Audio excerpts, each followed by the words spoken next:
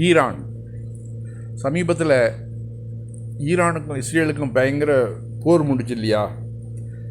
அப்போ ஆக்சுவலாக நடுநிலையாக இருந்துட்டு போயிடலாம்.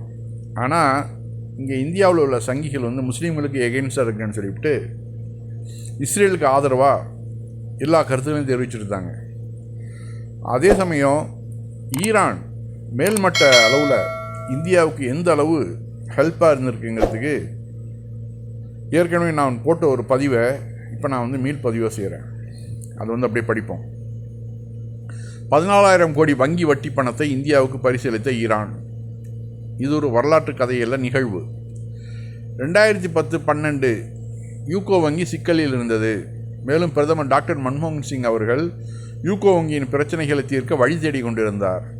அப்போது ஈரான் அமெரிக்காவால் திணிக்கப்பட்டது. இந்தியா ஈரானிடம் கச்சா எண்ணெய் வாங்கும் என டாக்டர் அறிவித்தார். பிப்ரவரி 2013 அமெரிக்கா பணம் செலுத்தும் வழிகளை தடுத்ததிலிருந்து இந்தியா தனது எண்ணெய் கட்டணத்தில் 45% கொல்கத்தாவில் உள்ள யூகோ வங்கி கிளை மூலம் ஈரானுக்கு ரூபாயில் செலுத்தி வருகிறது. மீதமுள்ளவற்றிற்கு பணம் செலுத்தும் வழிக்காக காத்திருக்கிறது. இந்திய சுத்திகரிப்பு நிலையங்கள் யூகோ வங்கிக்கு ரூபாயில் பணம் செலுத்தும். இது ரிசர்வ் வங்கிக்கு மாற்றப்பட்டு ஐக்கிய அரபு எமிரேட்ஸின் மத்திய வங்கிக்கு அடுத்த கடனாக வழங்கப்படும். பின்னர் ஐக்கிய அரபு எமிரேட்ஸ் மத்திய வங்கி ஈரானுக்கு திரகங்களில் பணம் செலுத்தும். இந்த மாதிரியான ஒரு தொழில் முனைவு நடந்துகிட்டு இருந்துச்சு. ஜூலை 2011 முதல் இந்தியா அங்காராவை தளமாக கொண்ட ஹால்பேக் மூலம் ஈரானிய எண்ணெய் வாங்குதல்களில் 55% யூரோக்களில் செலுத்தி வருகிறது. மீதமுள்ள 45% நிலுவைத் தொகை யூகோ வங்கி மூலம் ரூபாயில் அனுப்பப்பட்டது. துருக்கி வழியாக யூரோவில் பணம் செலுத்துவது பிப்ரவரி 6, 2013 முதல் நிறுத்தப்பட்டது. ஆனால் 45% கொள்முதல்களுக்கான ரூபாய் கொடுப்பனைகள் யூகோ வங்கி மூலம் தொடர்ந்தன. டாக்டர் மன்மோகன் சிங்கின் சாமர்த்தியம் யூகோ வங்கியை ஈரானின் பிரத்யேக கட்டண நுழைவாயில் ஆக்கியது. யூகோ வங்கி இதில் சாதித்தது என்ன என நீங்கள் கேட்கலாம். இந்தியாவின் சுத்திகரிப்பு நிலையங்கள் ஈரானிடம் எண்ணெய் வாங்கி யூகோ வங்கியில் பணம் செலுத்த தொடங்கியது. இந்த மொத்த பணமும் வட்டி இல்லா பணமாக இருந்தது. ஈரானின் அனுமதியுடன் இது சாத்தியமானது. அமெரிக்க தடைகளால் ஈரானுக்கு பணம் செலுத்த முடியாது. யூகோ வங்கியில் 10,000 கோடி ரூபாய் வட்டியில்லா டெபாசிட் செய்யப்பட்டது. யூகோ வங்கி இந்த வட்டியில்லா பணத்தை முதலீடு செய்தது. அதன் விளைவாக யூகோ வங்கி சுமார் 14,000 கோடி சம்பாதித்தது. எல்லாம் எதுங்க? ஈரானுடைய பணம். ஜஸ்ட் கற்பனை செய்து பாருங்கள். 2014 14,000 கோடி என்பது இன்றைய சுமார் 50-60,000 கோடிக்கு சமம். ஈரான் அதை அப்படியே விட்டுச்சுன்னு நண்பர்களே. ஆக நஷ்டத்தில் இயங்கிய யூகோ வங்கி லாபத்தில் வந்துவிட்டது. யூகோ வங்கி பங்கு விலை உயர்ந்தது. ஈரானின் தலை சிறந்த தலைமையை ஒன்றாக வைத்து இந்த வியூகங்களை உருவாக்கியுள்ளார் டாக்டர் மன்மோகன் சிங். தங்கள் பணம் இந்தியாவின் வளர்ச்சிக்கு உபயோகமாக இருந்தால் அது அவர்களின் அதிர்ஷ்டம் என்று ஈரான் அப்போது கூறியிருந்தது. எவ்வளோ ஒரு பெருந்தன்மை பாருங்கள். இப்போ நம்ம அமெரிக்க அதிபர் ட்ரம்ப் ஒன்றுக்கும் இந்தியாவை வம்புக்கு இழுத்து எப்படியாவது இந்தியாவை மட்டம் தட்டிக்கிட்டே இருக்கிறாப்புல. இந்தியரை நான் வெளியே அனுப்புவேங்கிறாரு.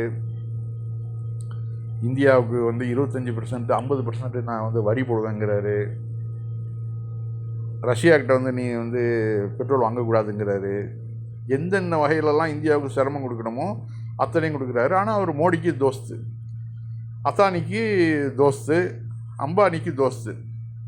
அவர்களுடைய பிஸ்னஸ் நல்லா நடந்துகிட்ருக்குது. அதுக்கு நம்ம வரி பணம் பலிக்கடவாகுது.